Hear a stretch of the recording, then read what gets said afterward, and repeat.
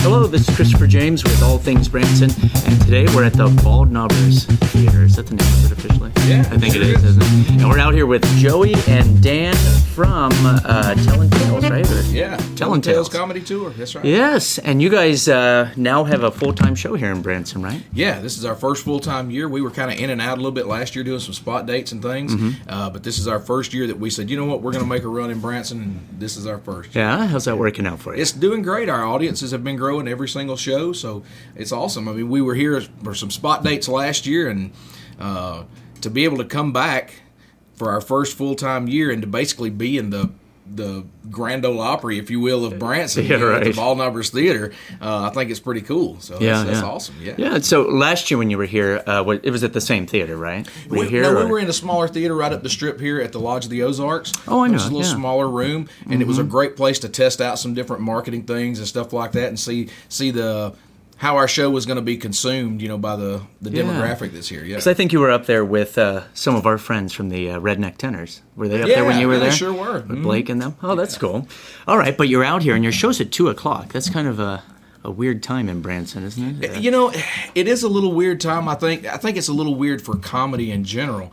But because there's kind of a rule in comedy. I don't know, Dan, you may have heard it or may not have heard it, but there's kind of a rule that I've always heard that nothing's funny before 12. Really? Nothing's 12 funny. a.m.? Yeah. Midnight. So, nothing is funny before midnight. so it's a little different, but the demographic here really it's situated okay here because in this part of the country, folks are getting up early. They're early risers, so by 2 o'clock they're prime, they're ready. Yeah, especially the audiences that we get this time of the year. They're up early and they're ready for bed early. So, so that works out. But they're great. They're fantastic. I mean, like I said, they're great consumers of our product. This is an excellent demographic for the style of show that we're doing. What is the style? What is your style, Dan? It's storytelling comedy. We kind of play off each other a little bit, but we both being former law enforcement officers and whatnot, it kind of the stories kind of tend to go that way. We talk about law enforcement. And Joey was a professional wrestler, so there's some of those. Really? Yeah, he fought for the world championship on pay-per-view. So, well, that's fun. We talk about those things. It's basically life stories. All the things that we did that we probably regretted at the time now are a pretty good story. Really? So how long is that show? Because that would be a several-hour show for me to talk about everything I regretted. We run about 90 minutes, and it kind of depends on the crowd. It's just like with any other show. The more the crowd is involved and the more the audience is giving back to the performers, the extra little things the performers are going to do because they're having fun is going to stretch the show out a little bit. So that's one of the things I've always said, that I wish that the audiences that are not as into the show maybe could see some of the shows that the audiences really are paying the performers off and see the difference in the show, because I think then they would actually step up a little bit more, and pay off the performers. No, I have that same issue because I'll do a show and usually, people will come out and they're always nice here in Branson and stuff. Right. So they always come out, it was good show. And I think, it wasn't like you should have been here yesterday. Yeah, sure. Like that would have been a great show to you. You would have just and lost generally it's always when your family is in the audience or you have friends or there's other performers is the shows that are, because you try a little bit harder. Maybe you're expecting to get a little bit more because you really want to leave a good impression. Right. I find that the best shows are when you know somebody in the audience or when the audience is a little rough, because then I seem to try a little bit harder. Yeah. Because I'm thinking that woman is not smiling. She's going to smile by the end of the show. And that's the one you're going to look at, too. Yeah, it drives you crazy, doesn't it? Yeah, you're going to win her over. Yeah, it's that kind of thing. I worked with a performer for years, and there's a running joke with him that one person out there could just be sitting, having a fine time, just not as into the show, and he would focus on that person and be miserable. Miserable. I'll tell you that I own a circus as well. I have a 3-ring circus that tours the East Coast of the U.S. And I actually won the 2008-2009 Clown of the Year. I won that back-to-back. And that's one of the things that I have always taught myself to do, is because the first time that I had a really bad show, because I was focused on that person who was had their arms crossed, sitting in the box seats in the front row. Yeah. That was like, I dare you, go ahead, try to make me laugh, kind of thing. Yeah. And I was focused on trying to win that person over, and I had a bad show. I wasn't having fun because I was so focused on making that one that I forgot about everybody else around that person was having a great time and was having a blast. Right. So now what I do is I find those when I first go out, I find those 3 or 4 or 5 or 6, whatever they may be, that I know is ready to have fun, and I perform for those guys. Is that pretty much the ratio you get? 3 or 4 people? Well, that on want occasion, to have fun? on occasion, we have had sellout shows of 6. We get 300 people, but 3 of them are there to have fun. that's all So that it does matters. happen. You're absolutely right. So I guess I'm kind of quite the other way around with that. If I, I'm gonna try to win them over, but it's not going to ruin my day because it's not everybody else's fault that person is right. Is not I listen to a lot of podcasts myself, and one of them was with Mark Maron. I don't know. He's a comedian, does a lot of podcasts, and he had some guests on. I want to say they were from like Blink 182, a big band. And they were kind of saying that. They said the people down front, they're so jaded usually. Those are the people that come to a lot of shows, so that's why they have front row seats. But he said he focuses on the guy in the back that's with his daughter. And this is like the one concert they might go to. Sure. And they're having fun, so he keeps looking at them to make sure they have a good time. So. That's a great idea. And, I guess I have caught myself doing the same thing, but never really realized that till just then because I've noticed that I do that. You can kind of see folks that this may be the only show that they can come to in Branson. Right. And I don't know, you just pick up on let me make this good for those. Well, guys, that's what makes Branson different. Is that I had a show I did in Vegas, and I've worked in LA a lot and New York. But there, people are used to the shows. They go to shows all the time. In Branson, we get a lot of families that come out, and this is the vacation of the year, or every 2 years. So they might see 3 or 4 shows. And yours would be one of the only comedy shows that they're going to see. Right. Yeah, we actually bill ourselves as one of the only non-musical shows in Branson. Yeah. Because we really are. What? No music? You don't play anything? No, we don't play any music. No, I mean, no there's music banjo? before the show and all that kind of stuff. But, it's just clean Southern style storytelling kind of comedy. It's not those quick one-liner kind of comedies. It's... I think the advantage to our comedy show here is the people that come here are so used to seeing shows. And, every time the band plays that last note.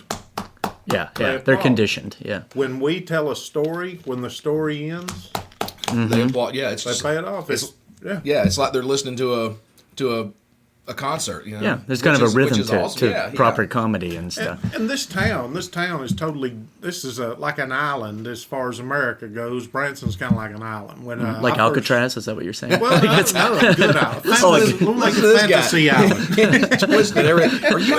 Are you a prosecuting or a defense attorney? Well, I'm just trying to read between the lines. I was a psychologist. So. When I first started comedy, I was still a full-time police officer, but I was doing comedy on the side, and there was times in comedy clubs where they would boo me as I walked to the stage because they introduced me as this guy's a police officer from Nashville.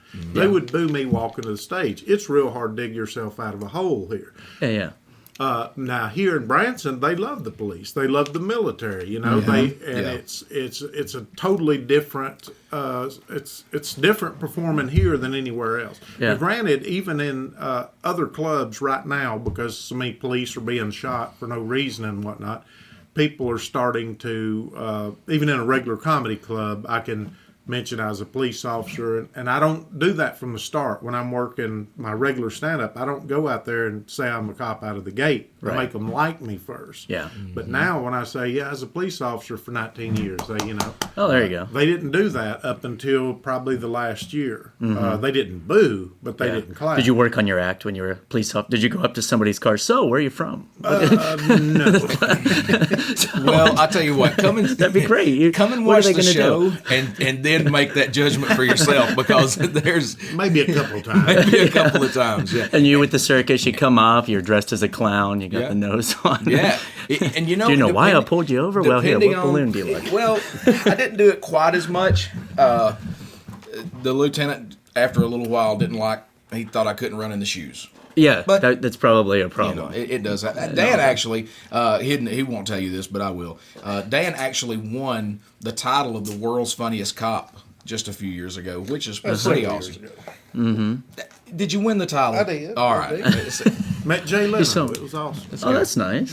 Yeah, that's cool. So, what about the circus situation? So, do you still do the circus thing? Yeah, I'm circus sound still runs. fascinated because Yeah, my show is absolutely. circus themed. Okay. That I do. Yeah. Well, I'll tell you.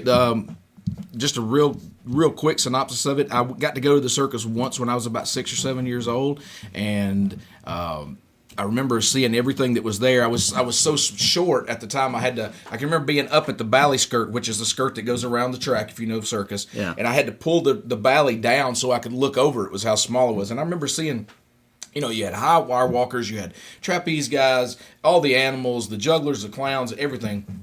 And the clowns were the ones that were on the floor the most of anybody in the show. Yeah. And I thought, man, these guys are doing everything. They're juggling, they're balancing, they're doing all these things. They're amazing. So I went home and I taught myself how to juggle and balance at about 6 or 7 years old.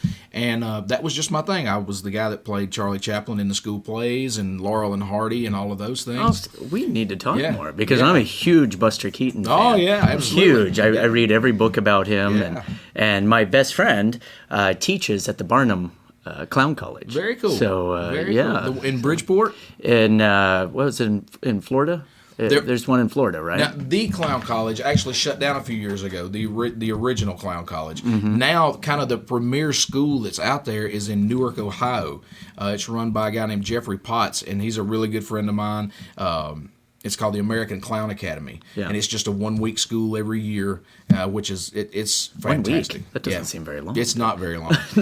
But the good thing there is that it's the instructor to student ratio is just ridiculous. I mean, it's like 1 to 4. Oh, So yeah. you get a lot of one-on-one time. You've got people there that are current in the business. These are not guys that want, and I'm not saying anything about anybody, but these are not guys that once were, hard workers and were known and stuff like that. These are guys that are currently using different methods to get jobs, to do all these different things right now. Right.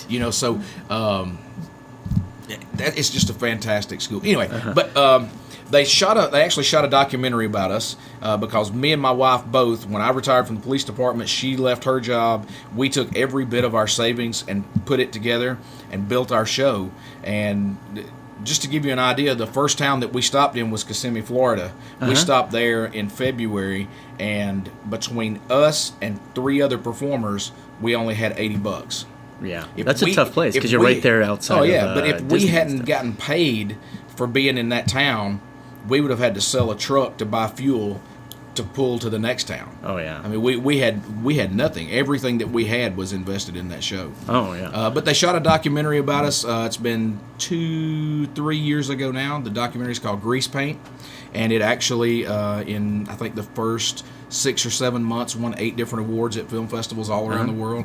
It was picked up by Cinema Libre Studios in Hollywood, California, for distribution. It's been distributed to I forgot how many countries, all over South America, Japan, Australia, Europe, all those kind of Oh, wow. places. It Yeah, done I'll well have to look enough it up. that it spun off a television show that we're currently filming for that's supposed to debut in about 4 weeks called Funny Business. Yeah. And it's about our family and just what it takes to go up and down the road with the circus. We actually shot here in Branson this week. Me and Dan shot some for an episode coming up. Oh, yeah, that's interesting to me because I, before moving to Branson, I owned an amusement company. So we did all the rides sure, and everything sure. for fairs and Yeah. circuses and stuff. So Well, neat. that's where my So, circus plays most of the time. It's big county fairs and state fairs. That was my thing. That's tough. Did you ever do comedy there? I mean, like, No. Well, other than yes, the I did. circus? Yeah, I done last year. Actually, I done 1 or 2 dates, and they were okay because it was a little. It's tough. It is tough, but these, and I kind of was specific about it.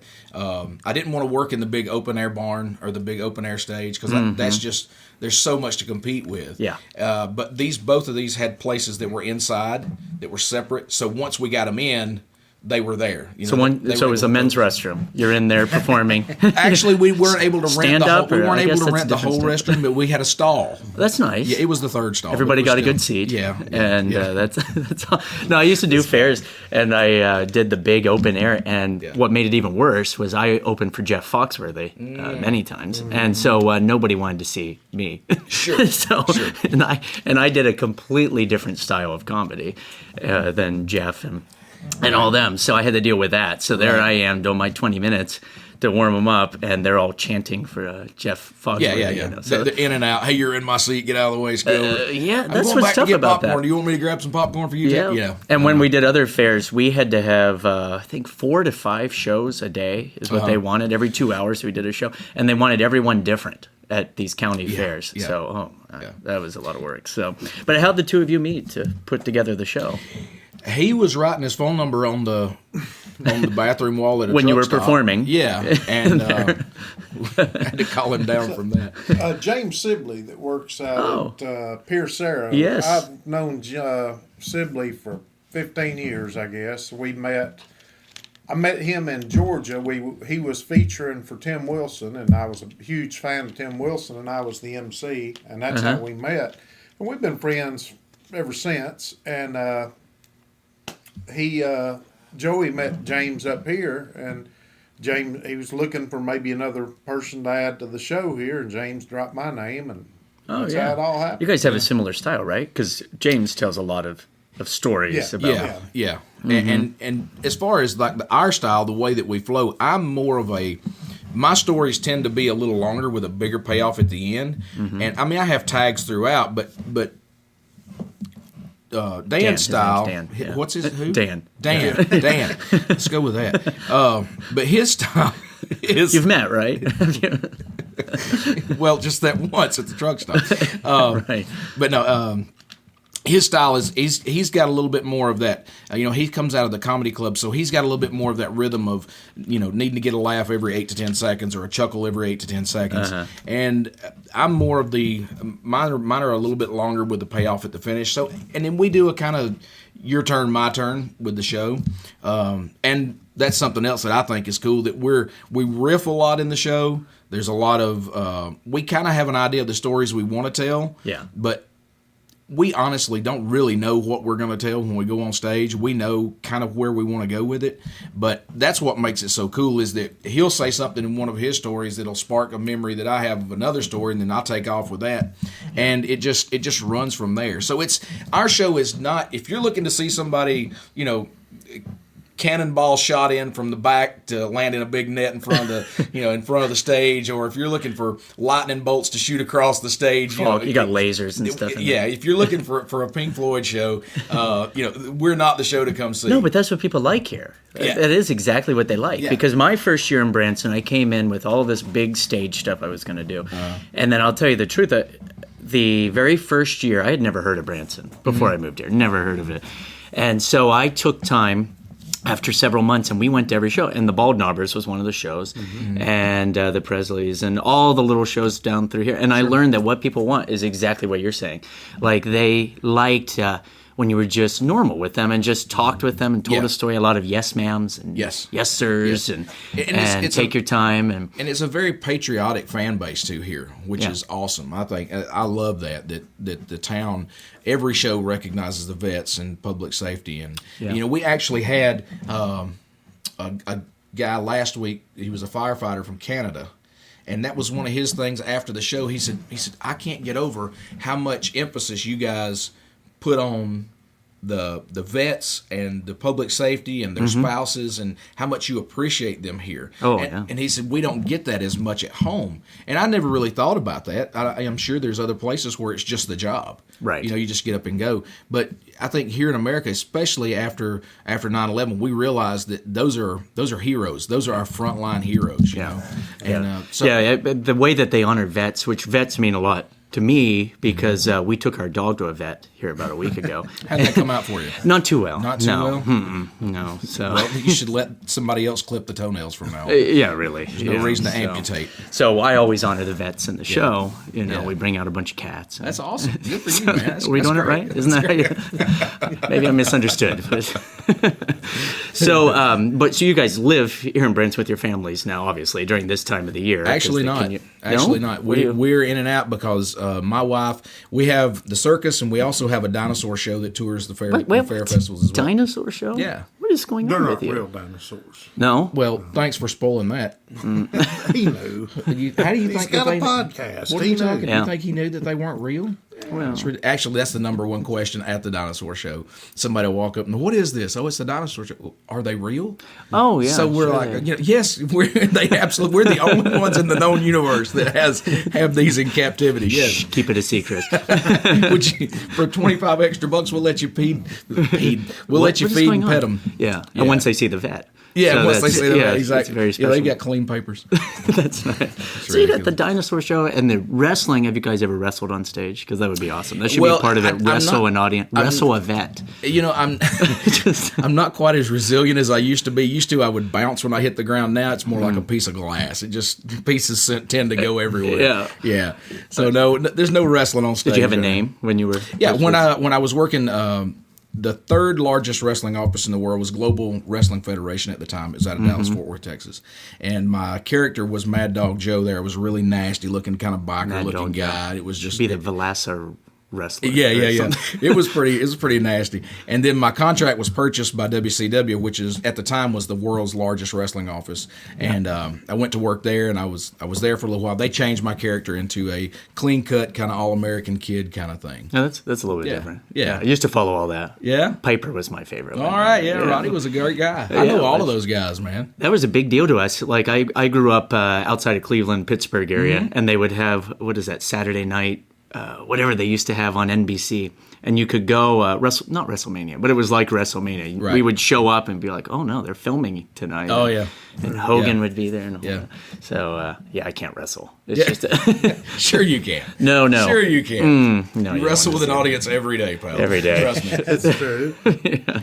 So, but what do you like to do here in Branson? We always like to give recommendations to people about fun things to do because your show's at 2, which Sure. is nice because you get the evenings free, you get Right. the mornings free. Yeah. I used to do a noon show, and that was awesome because I would just tell my wife, then I'll be back in a few hours, and Yeah. it's like running to the store. And it's a little. To be honest with you, when we first started doing the 2 o'clock time slot, it was kind of weird for me because usually you do the show at 8:30, and then it's later at night, and you're able to hang out, and then you end up going to. But here, it's weird to go out of the back of the theater and it's still daylight. I know, it's very strange. It's kind of weird, but what's some of the.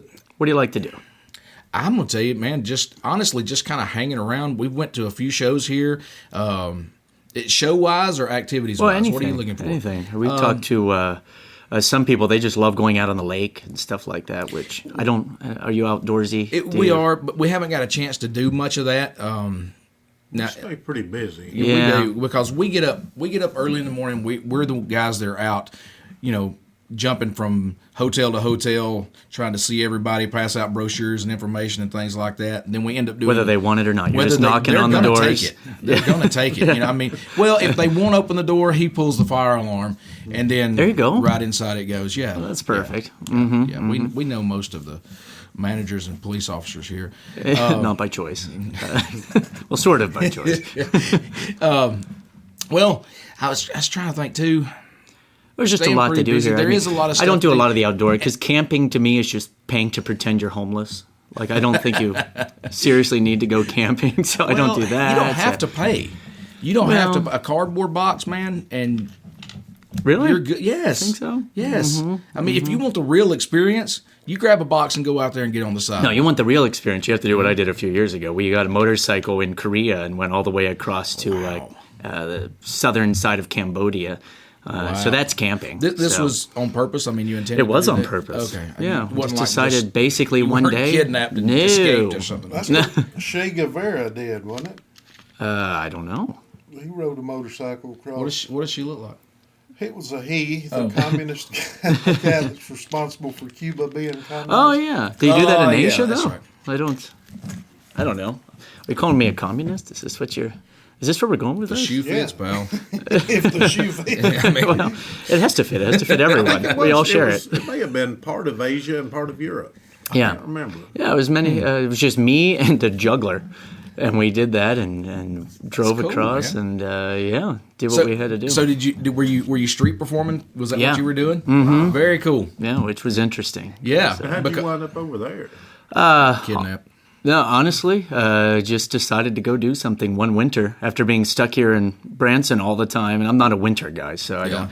And so I just went to the airport and said, "Where's the next flight going?" And they said, well, these people just went to Incheon. I'm like, where's Incheon, Korea? I'm like, all right, let's do that. Let's do that. So we just did it. That's awesome. Good for you. I love that, man. I love folks that just say, you know what, this is what I want to do. Get out of the way. Let me go do it. Yeah. What if they'd been going to Syria? All right, that's fine. I've been there. Yeah. You've been to Syria? Yeah, I did a Mideast tour for the USO. So okay, that's cool. fantastic. That's nice. yeah. They actually contacted us for the circus to go. They didn't contact us last year, but for 3 years in a row, they contacted us about going. The first stop was where was the first stop? The first stop was in Afghanistan. And then you were there for like 12 days, and the next stop was somewhere in the northern part of India. Then you came back through, stopped in Iran, and then went somewhere else. And I was like, Iran, Yeah. maybe Iraq, Iran. Yeah. Okay. Yeah, and exactly. Thus was the reason we stayed here, because it was.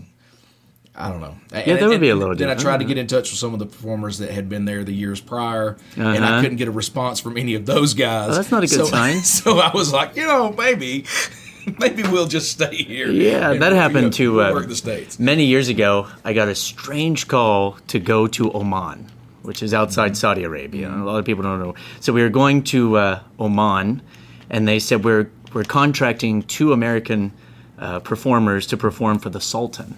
They have that. That's like a real thing. Wow. And yeah. And so it was, I said, who's the other performer? And they said, he's a singer named Michael Jackson. And so, yeah, this was back in 2004 or 5. And so I said, okay, I guess I could do that, the 2 of us doing this thing.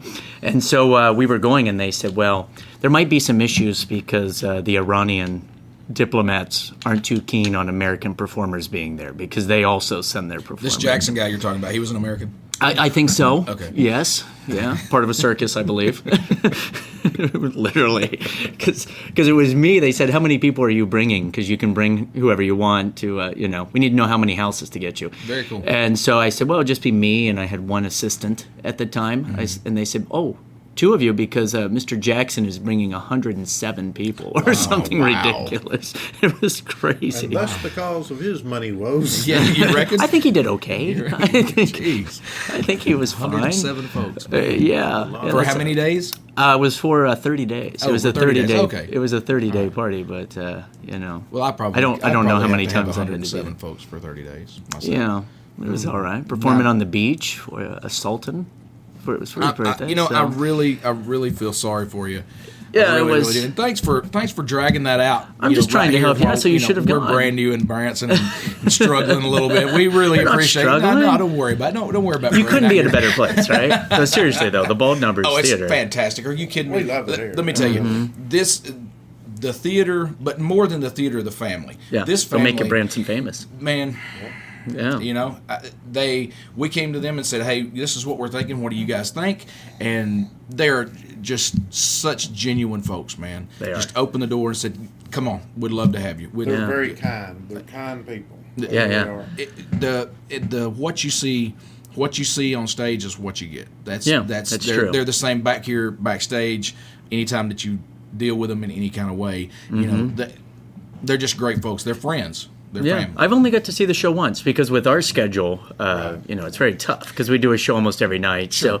So in 11 years, I've got to see it once, and we had a great time. We were right down front, and it was so much fun. And I try to go to other shows. You guys are hanging out at hotels, but. All right, here knocking we on go. doors. Let's see. We've seen Pierce Arrow. We've been to the Haygoods. We've been to Stafford's, the Hughes Brothers, the Bald Knobbers, the God and Country Theaters. There you go. But I don't know. They said there was some. What did they say? There's a rowboat show. Yeah, What it's is- fun. It's a rowboat show. Is that Sometimes. it? Is it? It depends on. But depends on there's who's a there. rowboat show with no life jackets. I heard. I don't know. Oh no, what- we got plenty of life do you? jackets. Okay. Yeah, they just they're here next week, but we have Sooner or later, we don't they're keep them gonna- on board. they're We coming just in don't have COD. the There you space. go. No, There we you do. go. There you go. But and I will say this: you said only once in 11 years, but Yeah. this year I saw the show at the end of last year, and I saw the show this year. This new show, they've really revamped. They've redone the stage here for the Bald Knobber show. the all new music, all new costumes, of course, new performers. It is a fantastically dynamic show this year. No, it was a great show when I saw it, yeah. and that's what I said. I said I haven't, just because I don't go to the shows doesn't mean I You're right. don't like them. You Sure. know, it's just a time. Well, we do exactly. we do 400 and some shows a year. We do 12 a week is what we do, and That's so awesome. when you get one evening off, Yep. you don't want to Yep, go I know. sit and watch a show. My I don't care. circus right now, last year, done 704 performances. It's crazy, isn't it? So it's crazy. I understand that 100%. How many people do you have in the circus, by the way? There's 1, 2, 3, 4, Two. 5, There's two. 6. That's it. I want to tell you. Wait, what was your name again? Dance. Okay. There's 9 touring with the show this year. Yeah. Any animal acts in it? One small dog act. That's perfect. yeah. That's all you need. Yeah. I love 'Cause- animal acts. well, I love the- animals. I We do throw too. an animal rights barbecue at our house every June. That's awesome. It is. That's awesome. So We invite all the vets. do you eat the animals or the Well, we rice? tried to serve Wookiee last year, How did but that it was work? way too chewy for Really? most of it. For Ah! most of us. So Oh, we can do this all day. I would prefer not to. Yeah. That- That's pretty much what my audience says. I do a really corny joke in the show, and I always tell fun. That's my go-to. I'm like, look, you might as well laugh at it. I'm not going to twist balloon animals or anything, so you might as well just go ahead and laugh. Just at get that. it It's over. as I good do as the it's same gonna thing. get. I Yeah. say, you might as well laugh. We're on a boat. You're not going anywhere till I meet my quota. What are you gonna- we're not passing out the oars Yeah. until we get our money back. We're the only theater in town that can actually keep you. So you don't. If you don't like the show, leave. But, Yes, yeah, good let's luck. see. Yeah, Jump we're off starting a out. reality show. So you think you can swim? That's awesome. So let's see how that goes. Great lines, man. No, Great but Branson lines. is great, and we joke around about it and stuff. But no, it really is good. The audiences are genuine. They want to come out and meet you after the show, which Yes. is a little different than what when I was first here. That It was is. very different. That they just wanted to come out and tell you a story or. And I think that really plays to our style of show, to be honest with you, because one of the things that we hear over and over and over, they say things like, man, I felt like we had known you guys. You're like my Uncle Tom, or you're like my Uncle John, or my grandpa that was always with the stories. Those were the guys that you always wanted to sit near at family reunions and Christmas yeah. and Thanksgiving, because they had these great stories to tell. So that's one of the things that we get back. And another thing that we get back all the time is they're like, man, I can't believe that an hour and a half went by like that. Right. And which is awesome, which means they've probably slept through the whole thing. Probably, yeah, that happens. Well, because you kept them up because they were in their hotel and you're knocking on their door. That's what we get for being such a late show at 2 p.m. But no, we really do get that back a lot, which Yeah. is, and it really plays well to our show because at the end of the show we don't go backstage. Mm-hmm. We're sitting on the front of the stage. At the end of the show, we walk down the front of the stage. We're right there. Yeah. We're right there with the folks. Well, you got to clean up the theater at the end of the show. They make you do after that. everybody gets out. After everybody gets out. But it really works out well. That that's what I think. That's the calling card of Branson is, if you will. They really like that interpersonal, that contact. Right. They really like the fact that if I go down to the grocery store, there's a good chance I'm going to bounce off of 3 or 4 different performers. Mm-hmm. And that's true. And everyone that I have met has been really outgoing, and the performers really appreciate the contact with the people that are coming to see it, because I think that we all realize that if it wasn't for them, that none of us would be working. Right. None of us would have a job. Do they ask you if you have another job? I get that all the time, Yeah, even we though get- we're there like 12 times, Yeah, 12 yeah, shows a week. So we what get else that. do you do? What's your day job? Exactly. Yeah. What's your day job? And truth be told, a lot of the musicians in town and things, they're playing on 2 or 3 different shows a lot of times. Mm-hmm. So I think that sometimes if they know that, well, then they may be trying to get a reference to the next greatest show or something. Yeah, right. Oh, So that's true. So when we tell them that we're the guys on the back of the garbage truck, that ends that. They don't ever ask to come to see us there. Yeah, right. I right. mean, well, Dan has got a moan back like you wouldn't believe. Do it one time. has got what? What? A moan back. You know what I'm talking about. Moan back. Oh, There you go. I'm just glad you remembered his name this time. That's good. No, but I really appreciate talking to the two of you, Dan and Joey, out here at Thank the you. Bald Thank Novers you, Theater. man. It's been awesome, and thanks for the opportunity. Thanks for the plugs and just doing the interview and taking the time with us. Well, it thanks really for- does mean a lot to us. We are the new kids in town. We are a completely different style show in town. Just take some time. That's what it takes. Yeah. Because I've seen a lot of comedians come into town. One that used to be my hero, Bob Nelson. Do you remember Bob Nelson? Was here for a while. And he would joke in his show about, we had a huge audience last night, 6 people. And it's because it's a different style of show, you know? Right. And his was just stand-up comedy. He didn't do music or anything like that. And so it takes a while, but you know, if you it's coming. stick around. And we've already had we've had people that have been back 3 or 4 times to our show. Those are the ushers. Well, maybe. You should learn more names. I'll have to point that out. You're not very good with names, That's all are right, you? I'm trying to plug the show, but thanks for chopping that down. But you know, we've had folks that, and every time they come back, they bring somebody else with them. So you know, they're enjoying the show enough to bring their family and friends, and that's awesome. When somebody thinks enough of you to expose, you know, the rest of their family and friends to you, and say, "Hey, come and go with me and watch this," that really says a lot. And we are about the only non-musical show here, but we actually have kind of bent the way of the variety a little bit, because when we first started coming here, everybody was like, you'll never be successful in Branson, Missouri without music and dancing and variety in See, your I don't show. think that's true anymore. I don't think it is either, but we have kind of bent with the twig, if you will. So toward the end of the show, we do a few variety things that you cannot see on our tour dates that we do around the country. Yeah. We only do them here. For example, We have a stunt chicken. we do. We have A stunt chicken. We have a daredevil chicken in, Yeah. in our show. A live chicken? And it's a daredevil Well, when it chicken. starts. That's why you have to honor the vets. You're like, we need help with our chicken. Sometimes He's got an aerial disease if we can't now. find the stunt chicken, it turns into a duck. That's one of the magic tricks. But we have used a goat. That's close enough. It is. It's pretty close. You just got to go with what's available at the time. And you have a lot of goats available? As opposed Not to- really as much as we used to now that we've started using them. Because what we were doing, we was actually slingshotting them across the Oh, see, we theater. used to do that in my little circus show that we had. We slingshotted a goat. Not a goat, but I used to do a bend on a typical magic show. Instead of producing doves, I produced fruit bats. And then we would let them fly around the audience, these black bats. And instead of rabbits, we would produce rats. And then we had a ratapult that looked like we were there you launching them across the audience. So that we Awesome. weren't actually. Sure. You know. That's fun. Sure, that I is like fun. it. So we did the ratapult where I would load it in and you would see it launch over back to the sound booth and people were going crazy. Spectacular. I'm sure the FDA loved that, or the USDA loved that. Oh, yeah, it was fantastic. So it was fun because we would take the rats to different hotels as promo. We just paint our name on them, let them run around Sure, the just hotel. let them run around. You know, Yeah. that's actually, and you probably know this, that's actually a very old circus advertising trick. They would do things like the circus would pull into town and somehow miraculously one of the seals or sea lions would escape and it would end up in the fountain in the town square, you know, or a zebra would get loose and run through town and things like that. Yeah. You know, so if you didn't know the circus was in town, well, you do now. Yeah, because, there's a you know, great book about Barnum and all the circuses about his promotions and stuff. Hell, that he was the would do. guy. He was the guy. He was the very first man that ever produced an ad of any kind. Nobody had ever ran an ad in a newspaper or any of that stuff. In fact, his is the first recorded commercial.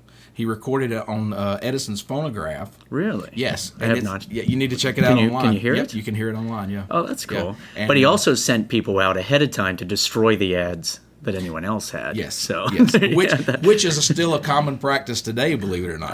There's still a lot of my I saw banner. you guys up there on the billboards. You did you see that? My banner over your banner kind of thing? Over James Sibley's. What was that about? James is going to be very upset about Who? that. Exactly. Who was it? Exactly. Well, thanks a lot for joining us on the podcast here today. And come out and see the Tellin Table Show Yeah, out absolutely. here at the Bald Knobbers Theater. And I'm sure they can get the info on the website. They can. It's and all that. tellin-tales-tour.com. It's a little dash it. Whatever it makes, it's just there. Just go with it, man. Everything. Everything is a question.